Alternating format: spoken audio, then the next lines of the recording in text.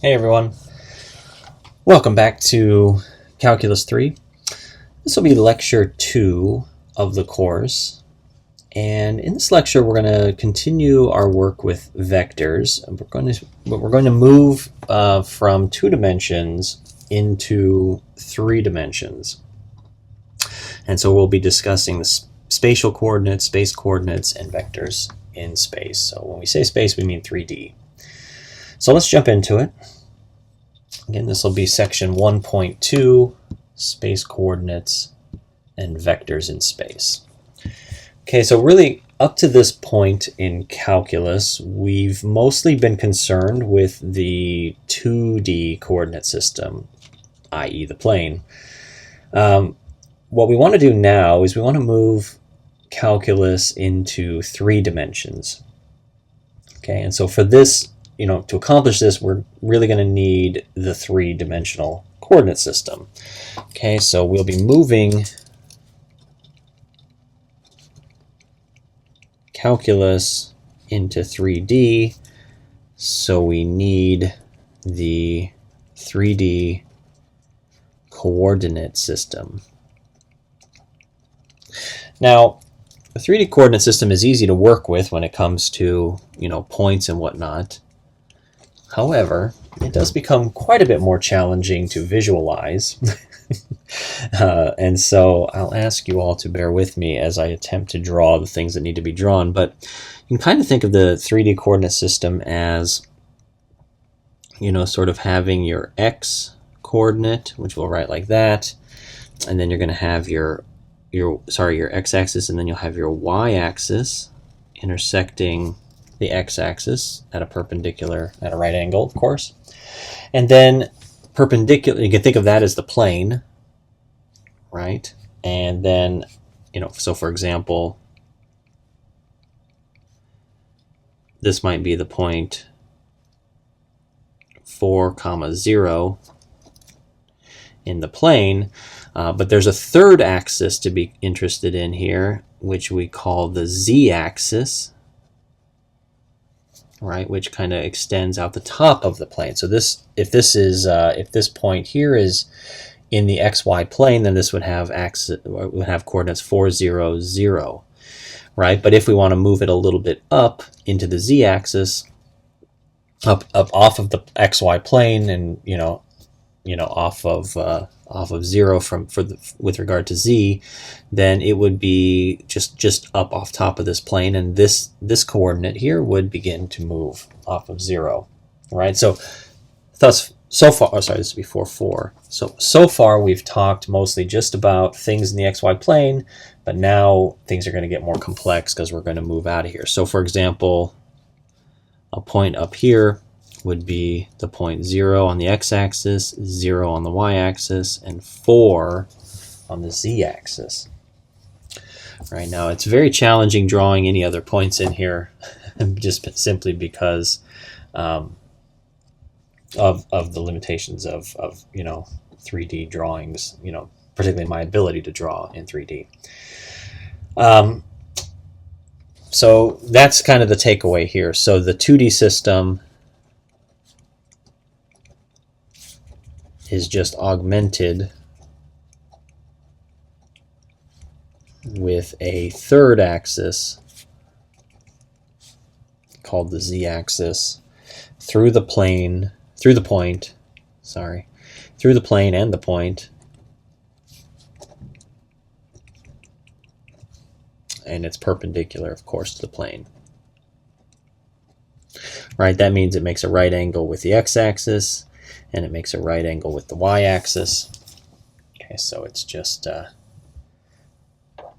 perpendicular to the plane. Okay. All right. So many of the formulas and techniques that we establish for a 2D coordinate system, they can be applied directly to the 3D coordinate system as well.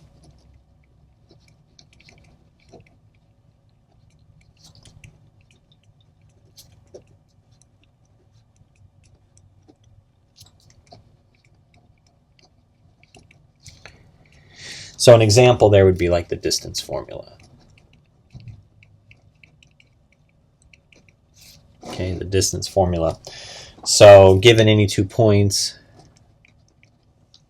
given x1, y1, z1, and x2, y2, z2, the distance between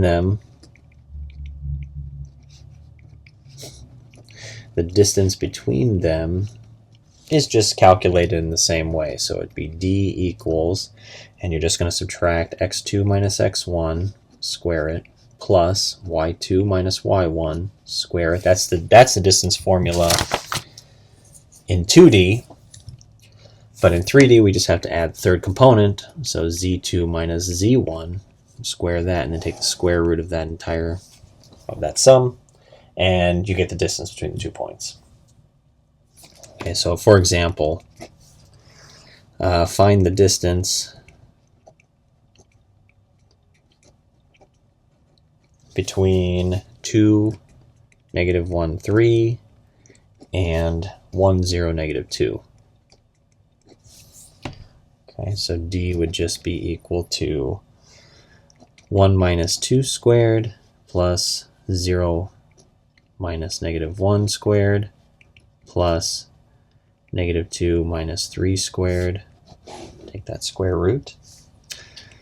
And what do we get? We get negative 1 squared plus 1 squared plus negative 5 squared. All right, so that'd be 1 plus 25. And so the square root of 27. And so that's really the square root of 3 times the square root of 9, so 3 square root of 3. Okay. So, but you could, the point here is that you can see that this is 2D, and if we want to add, if we're talking about 3 dimensions, we just have to add in that last piece, that third coordinate. All right. Okay, very good. Let's talk through another example. We're trying to develop intuition at this point still. Kind of trying to develop intuition. So many of the formulas hold in 3D. They just have to be augmented with that third axis. Let's talk about another example here. So in the plane, we talk about circles a great deal. In three-dimensional space, we talk about spheres. Okay, so a sphere with center x0, y0, z0, namely. Okay, and radius r is defined as the set of all points x, y, z, okay, such that the distance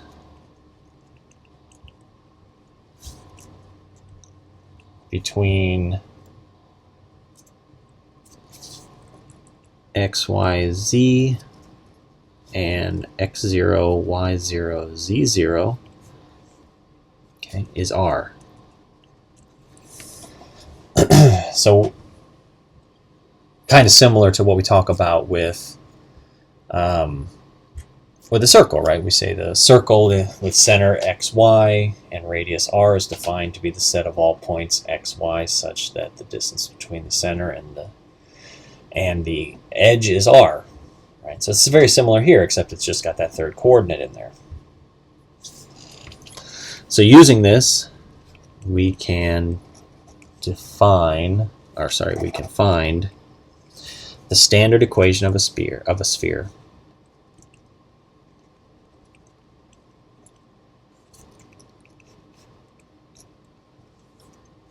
Okay, right. We can use x minus x0 squared equals x minus x0 squared plus y minus y0 squared plus z minus z0 squared. That's the distance. We need that to equal r.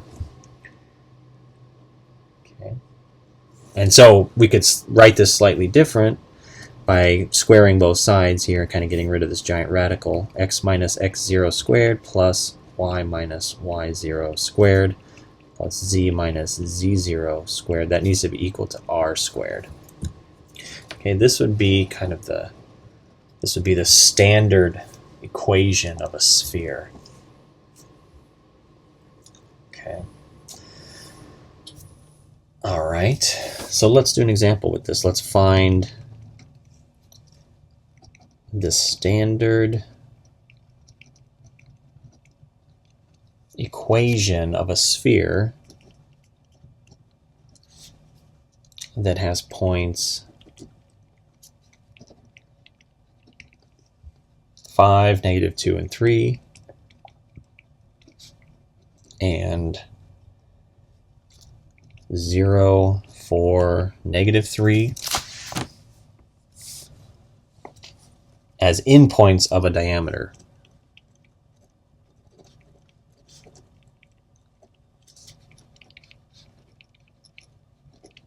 Okay, so what does that mean? Well, so you've got some sphere here. Okay, let's try to draw like a some sphere. Now what we mean by endpoints of a diameter, that means you've got some line that cuts through the center of the circle, right? And one of the endpoints is this guy, maybe 5, -2, 3, and the other endpoint is 0, 4, -3, right? So the diameter is the distance across the sphere through the center.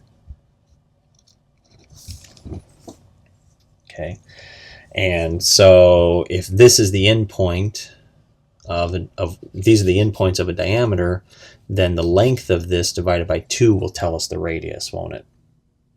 Yeah. So what we need to do is use this information to find the standard equation of this sphere. Okay. And so what we need to do first is figure out where the center of the sphere is, and we can use the midpoint rule for this.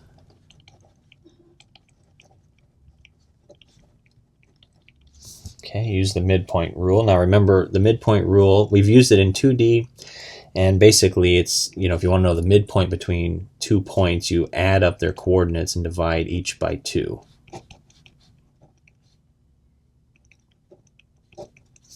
Okay, and so for 3D, you just do it with all 3 components. Okay, and this is going to tell you, this will help us find this midpoint. Okay, so you can basically take the average of each of the coordinates, and that'll tell you the midpoint, right? So this would be 5 plus 0 over 2, and -2 plus 4 over 2, 3 minus 3 over 2. Okay, and so what do you get? You get 5 halves, and you get 2 over 2 is 1, and then this would be 3 minus 3. This should be a 3, so that'd be 0. Okay, so the center of the sphere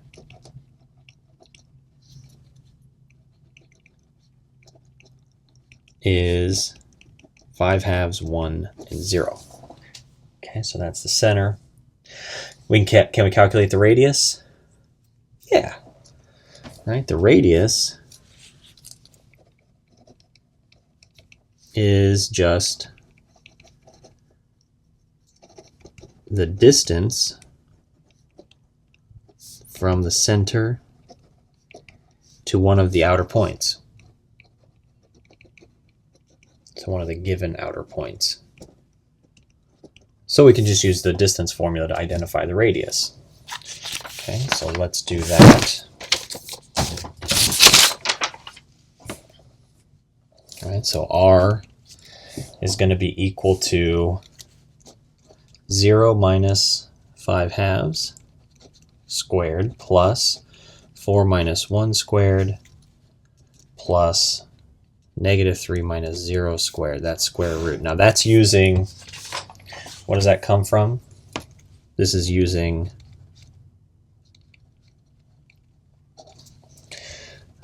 the point 0, 4, -3, and the center point that we just found.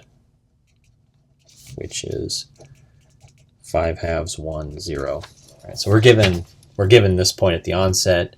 We use this point and the other point that's given at the onset to find the center point, and then the radius is the distance between the center and the edge, right? And that's what we're finding now. Okay, and right, and so we can calculate this. And what do we get? We get, we're going to have, well, let's see, it'll be 5/2 squared plus 3 squared plus -3 squared. You square all of that, and you get 25/4 plus 9 plus 9. Right, and it looks like this would be 25 plus, what is that? 9 times 4 is 36. And I think you will get something like, oh, sorry, that should be a 4. Yeah. And so you'll get something like, I believe it looks like 97/4 square root. And so we'll call it square root of 97/2. Okay. So that's the radius. That's the radius. Now, given the radius and the center of the circle of the sphere, we can calculate, or we can write the equation. Then the equation is x minus 5/2 squared plus y minus 1 squared plus z minus 0 squared equals, and then we want to square this, so 97/4. Okay, so that's the standard equation for this particular sphere that we're given.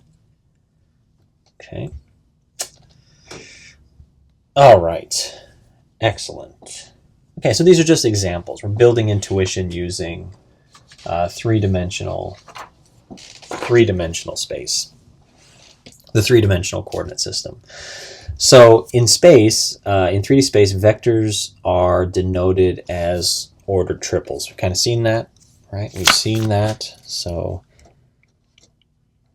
in 3D, vectors are denoted as, v equals v1, v2, v3.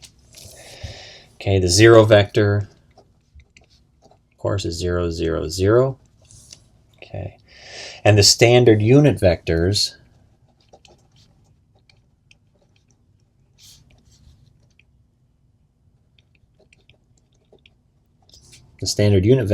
are, we have the I vector, which is 1, 0, 0, the J vector, which is 0, 1, 0, and now we have the K vector, which is 0, 0, 1.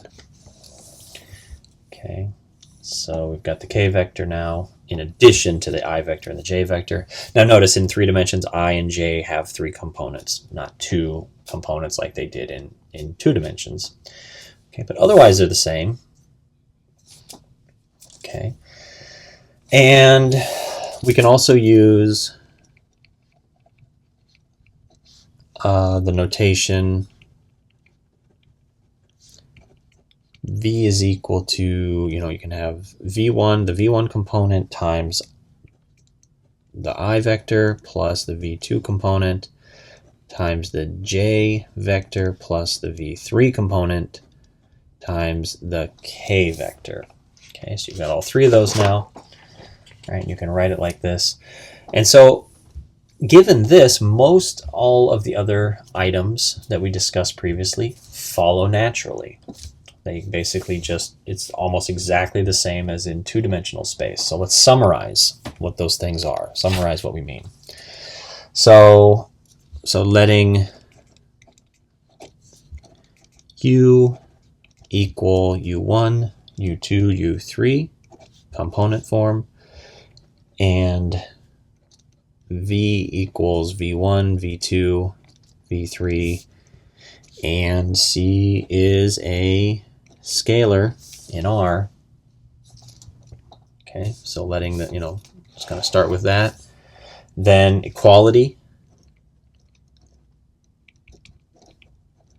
Equality means U equals v, if and only if all of the components are the same, naturally.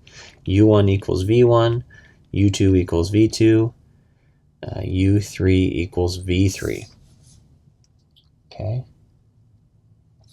All right, so that's the first thing. Equality means same as in 2D. It's just now you have to have the third component has to match as well, naturally. Secondly, component form. Okay, so if V is represented as a directed line segment,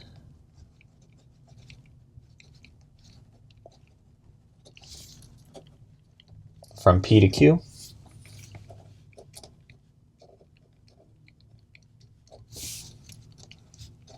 okay, so P is P1, P2, P3, and Q is Q1, Q2, Q3. Right? Then you can write V in component form by doing the same thing as what we did in 2D space. So V1, V2, V3, those are the components, and you can calculate them from your initial and terminal points as just Q2 minus Q1,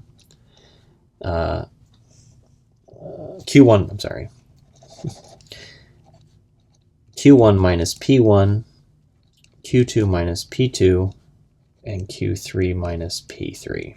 Right? So you just calculate them just like before, right? That's what we had before, and now we have all three. All right. The length of a vector in 3D space, right? The norm of a vector in 3D space is the same as before, just now you have the third component. So v1 squared plus v2 squared now plus v3 squared. Take the square root. Okay. Okay, now what about the unit vector in the direction of v?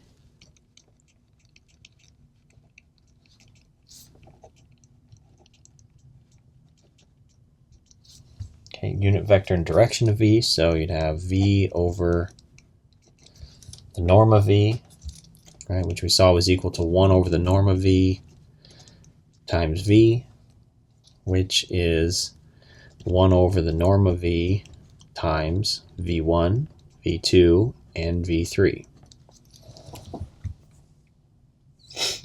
Okay, and this is, of course, just like before, it's for non-zero vectors. V can't be 0. Okay, what about addition?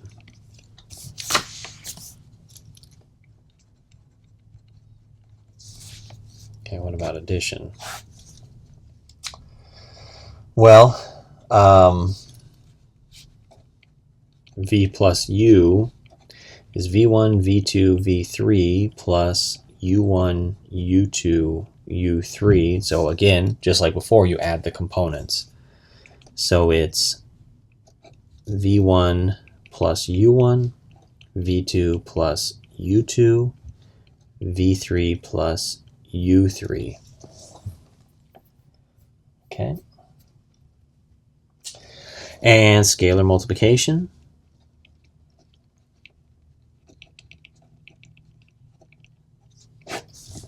Scalar multiplication works the same as well. So C times the vector V is CV1, CV2, CV3. Okay. All right, so those are most of the things that we discussed last time, and now we've just augmented everything to include that third axis, that third dimension, and we're good to go. Okay, so let's do a few examples here. Let's do an example. Okay, so let's example, find the component form. Okay, find the component form and length of the vector v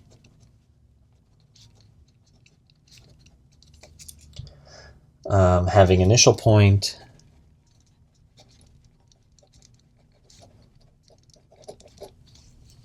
-2, 3, 1,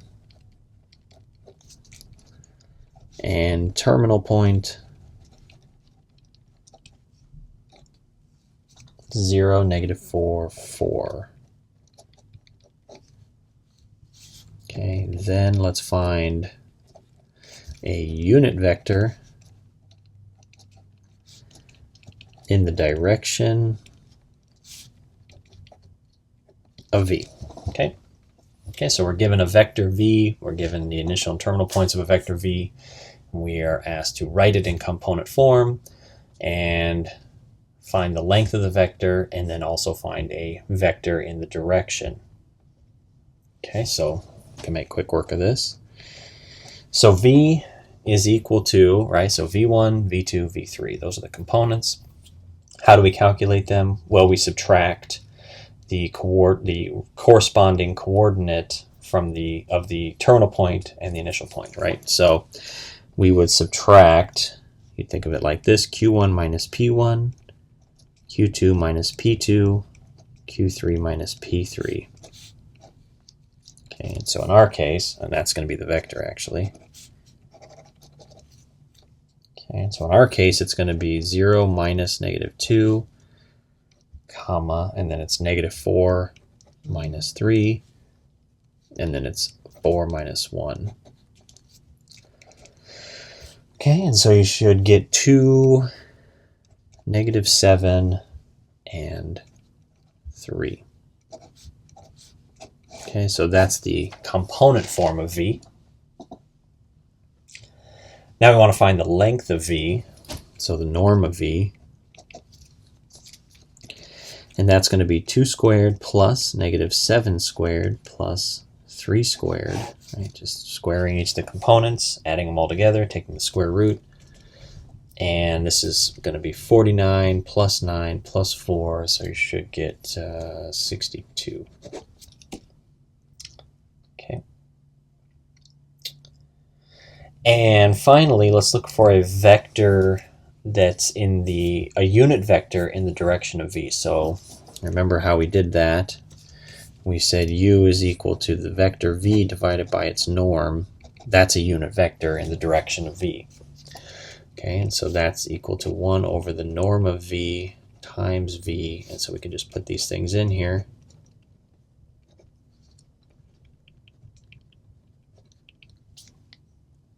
Okay, and that might be the best way to represent it actually. All right, you could naturally move the square root of 1 over the square root of 62 into the vector components, but I think it's fine to leave it like this. That's still a vector. All right, very good. Okay, let's keep moving here. Let's keep moving. What does it mean for vectors to be parallel? Okay, so definition: two non-zero vectors, u and v, are parallel if there is some scalar c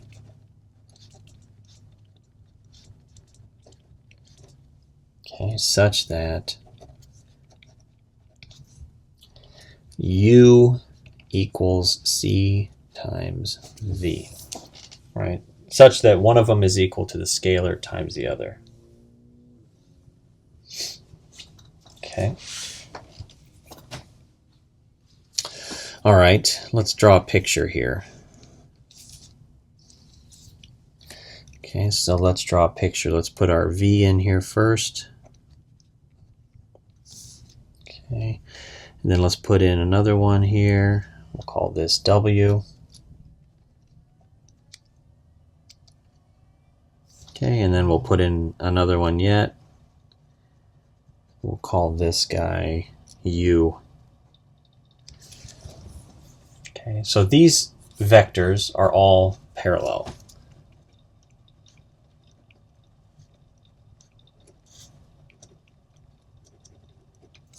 Okay, you can see that they're parallel because I've drawn them in the plane, and it's kind of obvious. But using the definition, you could say that it's probably the case that u is equal to 2 times v. Okay, whatever v happens to be, if we double it, you might get u. And w looks like it's going in the opposite direction, so it's equal to negative v. Okay. The point here is that multiplying a vector, so two vectors would be parallel if they may differ in length, they may differ in position, but so long as one can be multiplied by, so long as there exists some scalar c such that when multiply one you get the other, then they must be parallel, right? So the definition here says that they're parallel if there's some scalar c such that you can make them equal by using a scalar product on one. Okay, and so you can kind of see that here intuitively. Okay, here in the 2D plane, it's easy to see that these all have the same slope. This one is going the wrong direction, but we can make it equal to v by multiplying times a negative. And this one is much longer. We can make it equal to u by multiplying v by 2, or having u and and so that's the idea. That's the idea with this definition. All right, moving on. Let's do an example here. So vector w,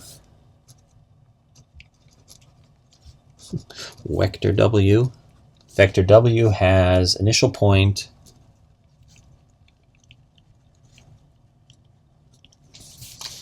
2, -1, 3, and terminal point -4, 7, 5.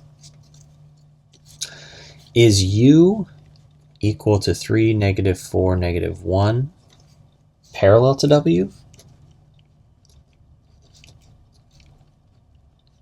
All right, so you've got some given vector and another vector u. Are they parallel? Is v equal to 12, -16, 4 parallel to w? Okay, so we got to test some things. So first, let's write w in its component form. So w is going to be equal to -4 minus 2, and then 7 minus -1, and then 5 minus 3. Okay, and so you should get -6, 8, and 2. Okay, so right off the bat, you can see that 2 times u, right, is equal to w. Right, so 2 times u, 3, -4, -1. Right, so that's 2 times 3 is 6. 2 times -4 is -8, and 2 times -1 is 2 times -1 is -2. Right, so 2 times u is not quite equal to w, right? But you'll notice the signs are all flipped. So -2 times u is equal to w. So it'll be -6, 8, 2, which is w. Right, so we can see that, basically this implies that u is equal to -1/2 w. Okay, so u is parallel to w.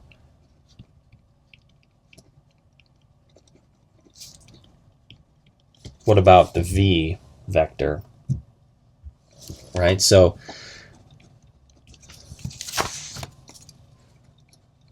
what about v?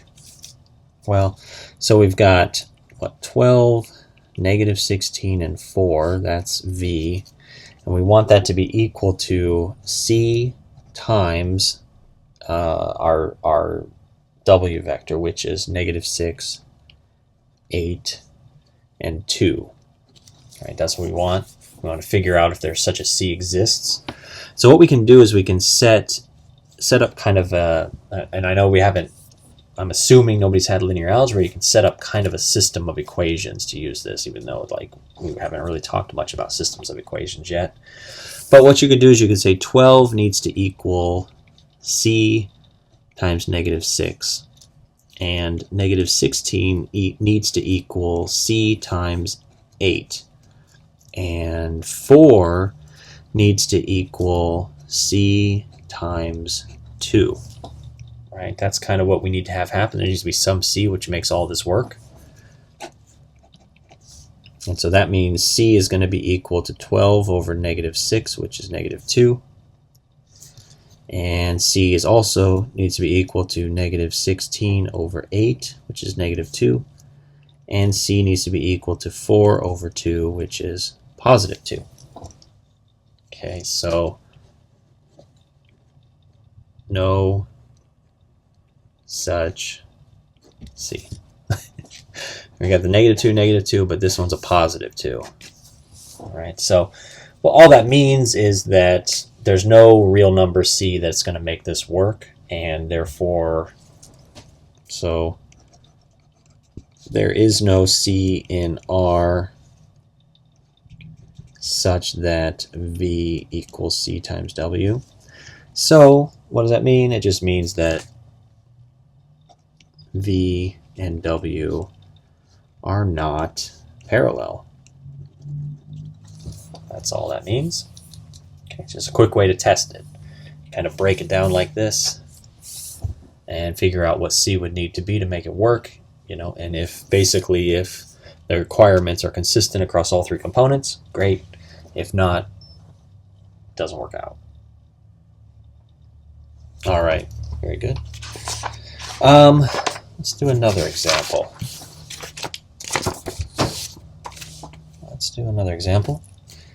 Again, kind of just trying to bridge the transition from two-dimensional space to three-dimensional space, kind of trying to develop some intuition about 3D space. So let's determine if the points, I'm going to write them here, P is 1, -2, 3, Q is 2, 1, 0, and R is 4, 7, -6. Determine if the points, these points, all lie on the same line.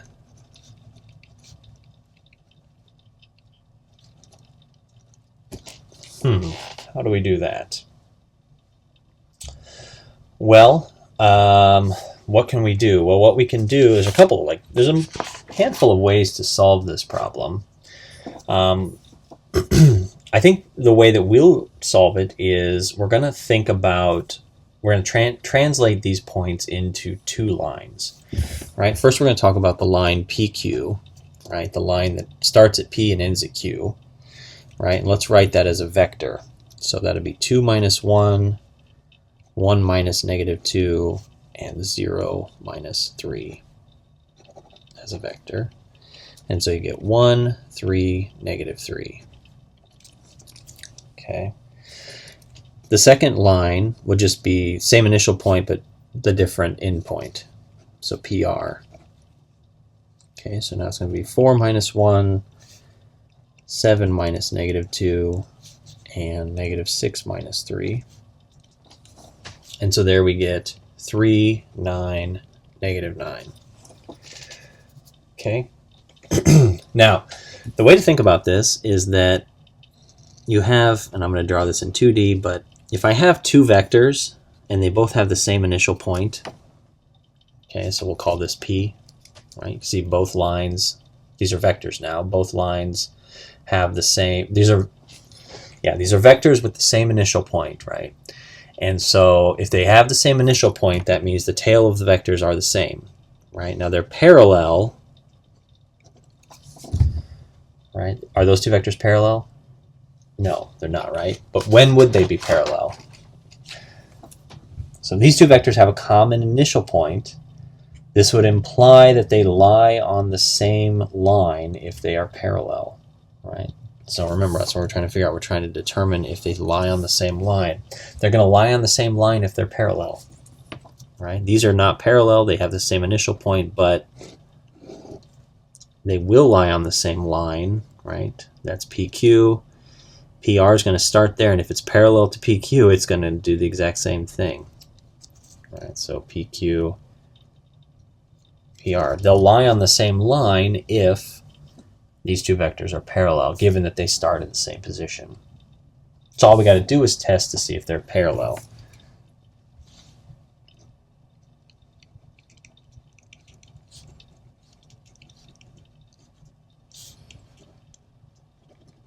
Does that make sense? This will imply that the points are on the same line since they have the same starting point. Okay, so that's, hopefully that makes sense. All right, so we just need to test these 2 points. All right, so remember PQ is 1, 3, -3. PR is 3, 9, -9. Right, so I can kind of tell you by looking at those, it looks pretty good. But let's set it up our way. So we basically need we want, this times some C to equal that. So 1 times C equals 3, 3 times C equals 9, and -3 times C needs to equal -9. All right, so that means that C equals 3, C equals 9 over 3, which is 3, and C equals -9 over -3, which is also 3. So yes, they are parallel because PR equals 3 times PQ. Okay, so they're parallel. Okay, and that means, therefore, P, Q, and R must lie on the same line. Okay, they must lie on the same line because we built vectors out of these two with the same initial point, and we found that those two vectors were parallel. Okay, very good. All right, and let's do a couple more examples, and then we'll say we're fully acclimated to 3D vector talk. Okay, let's do another example. Let's write a vector given, okay, let's see, V equals 4 times I minus 5 times K. Let's write this in component form. Let's make sure we understand how to do this, and that 3D vectors aren't throwing us for a loop on this one. All right, so what does this mean? This means 4 times the vector 1, 0, 0 plus 0 times the vector 0, 1, 0 minus 5 times the vector 0, 0, 1. Okay, this is your I, J, and K, right? You think of those as scalars. Okay, and so can we do this multiplication and addition? Yes. So this is 4, 0, 0 plus 0, 0, 0 plus 0, 0, -5. And of course, that's 4, 0, -5.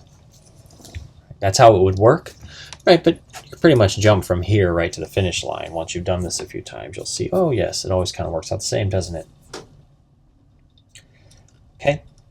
All right, so that's another example, 3D vector, moving out of the standard unit vector form into the component form. Okay, kind of going the opposite direction of what we've done in the past. All right, let's do one more example. Okay, in this example, let's find the terminal point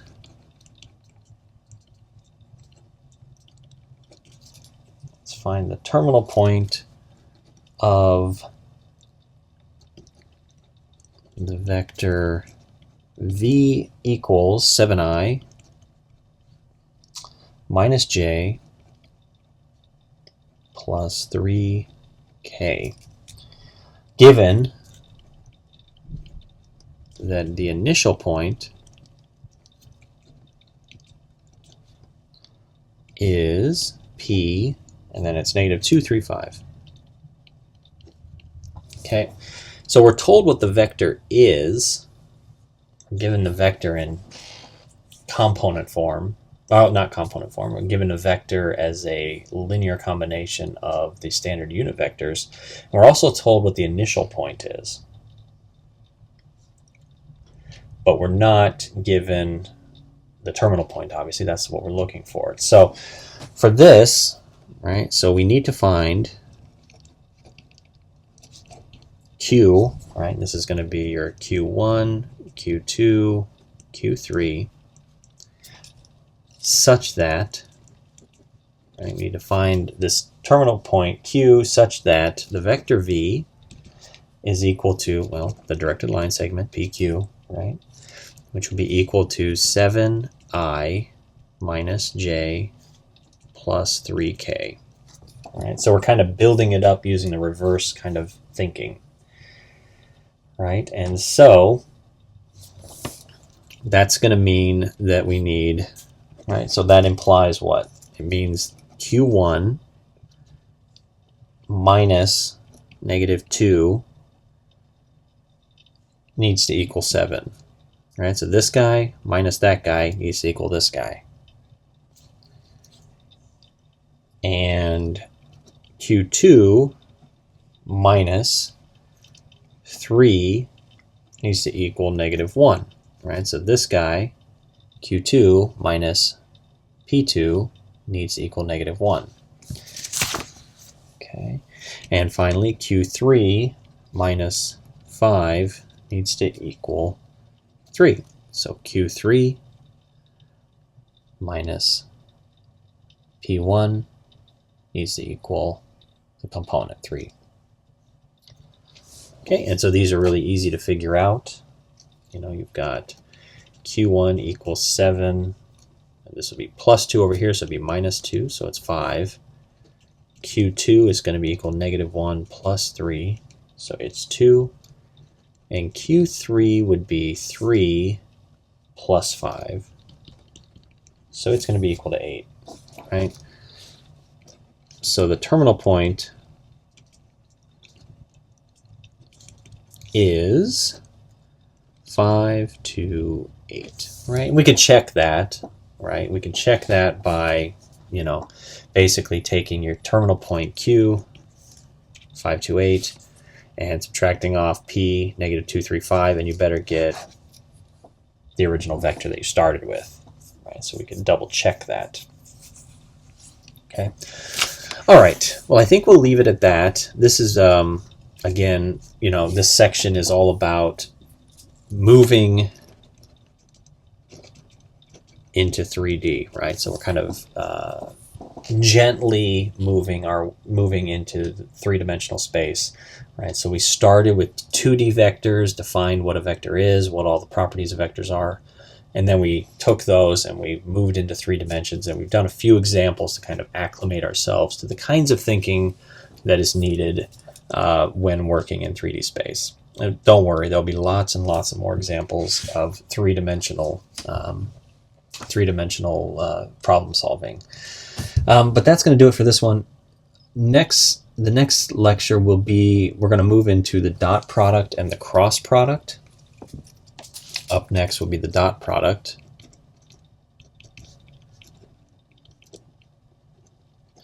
And then after that, we'll talk about the cross product. And so these are special operations that can be done on vectors.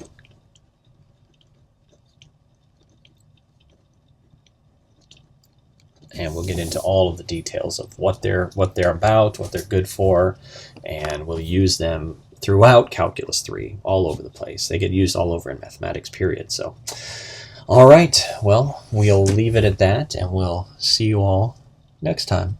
Take care.